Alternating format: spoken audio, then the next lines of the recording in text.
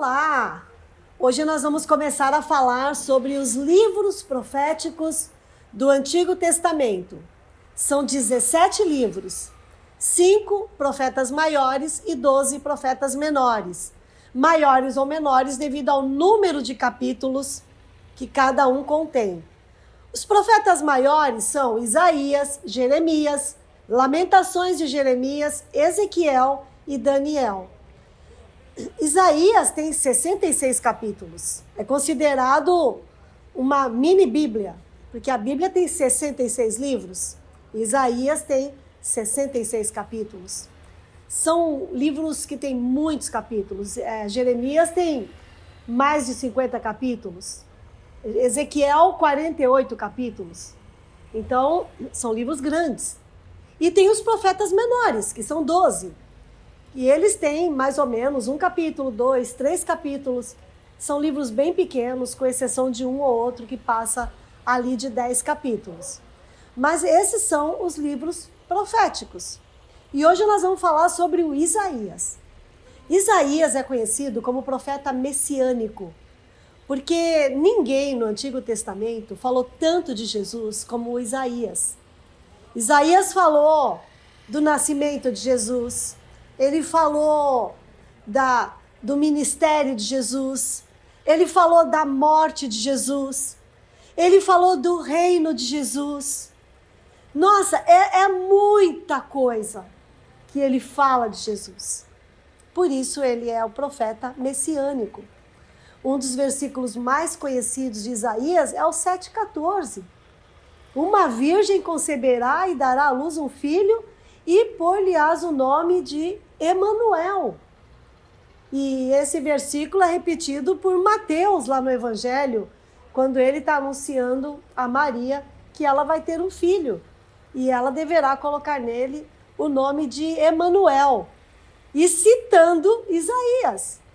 Isaías é um livro muito citado em Mateus, por exemplo. Porque Mateus ele vai falar de Jesus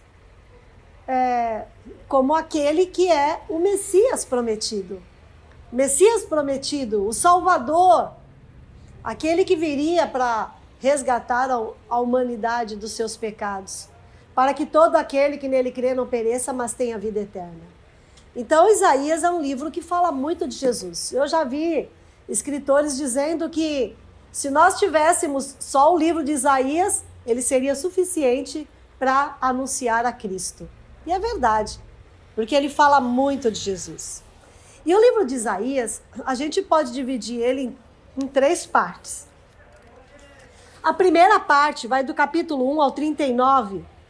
E nesses 39 capítulos, Isaías ele fala sobre o pecado.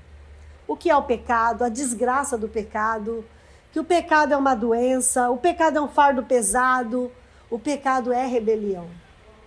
E ele trata mesmo, ainda fala assim que se os seus pecados forem negros, ainda que eles sejam negros, eles se tornarão brancos como a lã. Isso sendo o resultado da obra de Deus na vida de cada um que se arrepende. Então, o pecado, ele é a pior coisa que aconteceu na humanidade. Até essa semana eu vi alguém comentando que um pregador no Brasil muito famoso foi pregar numa igreja, uma igreja dita histórica no Brasil, e quando ele foi subir ao púlpito para pregar, o pastor chamou ele de canto e disse assim: pastor, eu esqueci de falar com você que aqui nessa igreja a gente não fala sobre pecado, tá bom? É uma palavra assim muito pesada, então a gente não quer usar essa palavra aqui.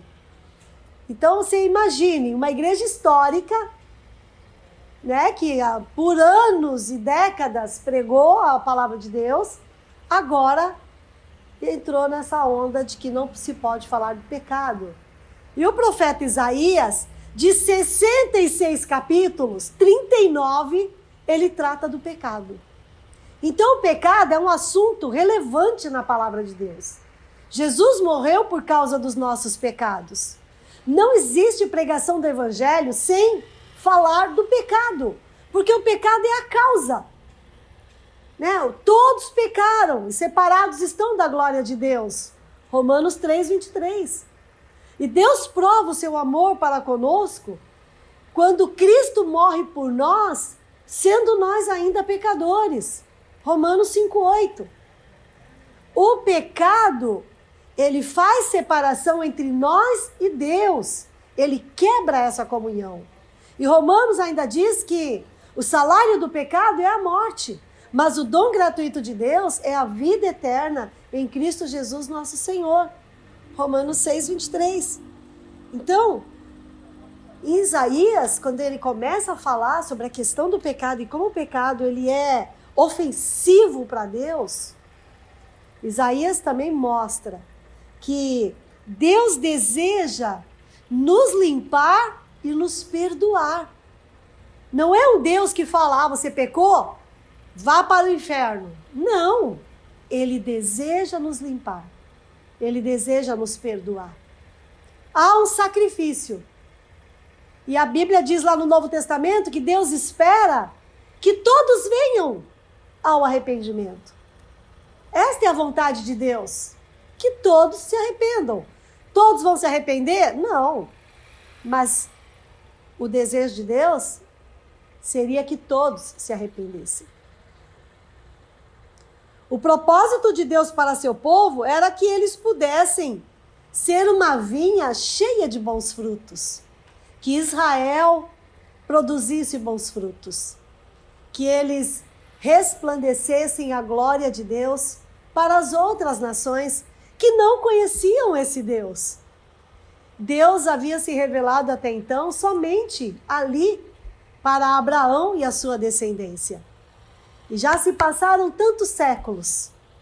E Isaías está dizendo que esse Deus que se revelou a Israel e esperava que essa nação desse bons frutos, essa nação não está dando bons frutos. Ela é rebelde, ela se voltou contra Deus, ela tem reis que não amam a Deus. A nação do norte já tinha sido levada pelos assírios devido à rebelião, devido à entrega total ao pecado. Então Deus diz que vai tratar com o seu povo. Deus vai tratar com eles. Ele diz que o norte caiu. E quando o norte caiu, os assírios vieram até o sul para tomar ali a terra. E nessa época, o Ezequias era o rei. E Deus, pela sua misericórdia, não permitiu que o sul caísse, porque o rei Ezequias clamou ao Senhor. Então, o profeta Isaías, ele é um estadista, ele é um profeta que está junto de reis. Ele tem uma experiência marcante aqui no capítulo 6 de Isaías, que é o início ali do seu ministério, quando o rei Uzias morre. O rei Uzias foi um rei bom. Lá no final da sua vida, ele se acha sacerdote, entra no templo para sacrificar, fazer aquilo que o sacerdote tem que fazer, e ele fica leproso.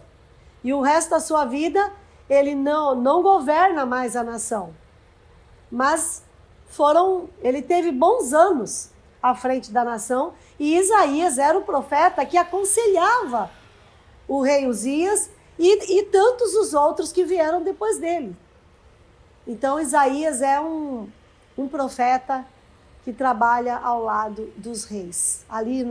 Como Daniel também foi esse tipo de profeta. Ele diz que, apesar da nação estar tão entregue ao pecado, existe uma esperança.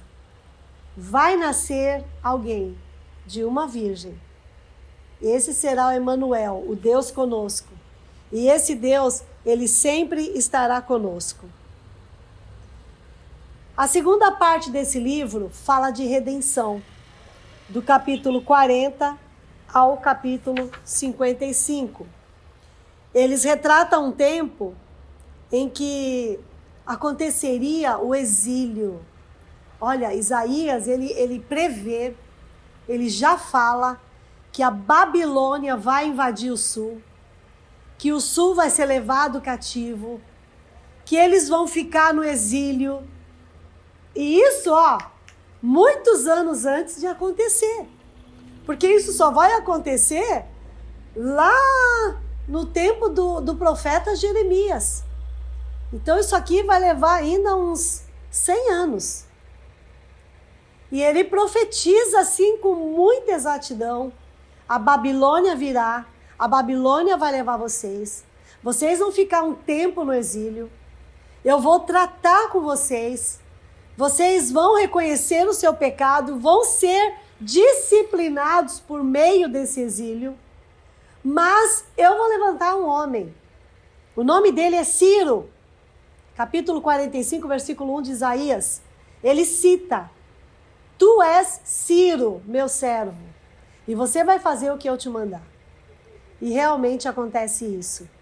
Ciro é um imperador persa. A Pérsia conquista a Babilônia. E esse Ciro, quando ele está governando o mundo, ele dá uma ordem. Ele manda que as nações que quiserem retornar para o seu país, elas podem retornar. E aí os israelitas começam a retornar para a sua terra. Então se cumpre essa palavra do profeta Isaías. É um tempo de profecias que vão acontecer, e elas, depois que a gente lê todos os livros da Bíblia, a gente vê que elas se cumpriram 100%. E isso realmente é que é uma profecia. Uma profecia verdadeira, ela não se cumpre 99%. Ela se cumpre 100%. Tudo o que nos cabe fazer é voltar para Deus e abandonar os pecados. Essa é a mensagem dessa segunda sessão. Vocês serão levados cativos, mas vocês podem se arrepender. Vocês podem abandonar o pecado e nada disso acontecer. Se vocês se arrependerem. Então, gente, Deus falou muito com Israel. Nós já falamos do período dos reis. E como vinha rei bom, aquele povo servia a Deus. Vinha rei mau, aquele povo abandonava a Deus. E em todo o tempo dos reis, 4 séculos, Deus mandou profetas.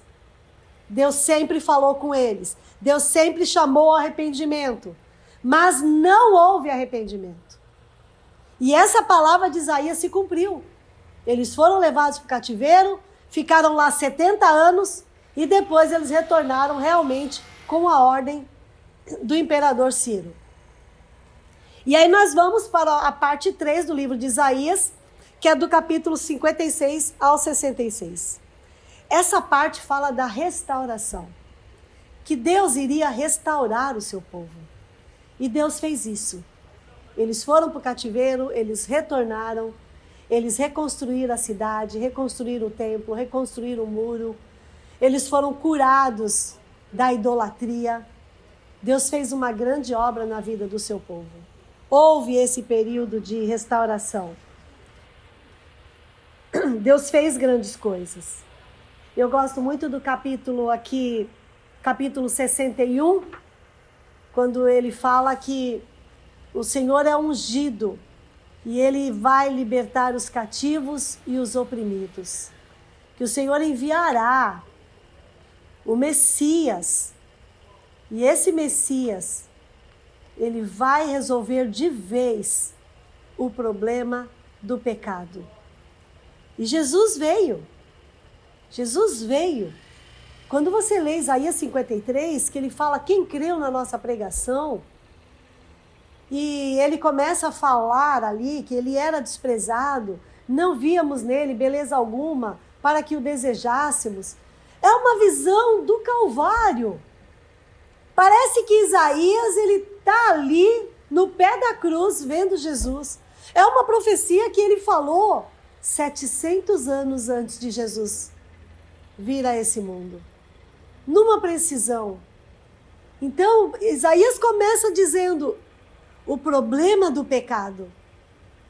O pecado é algo terrível.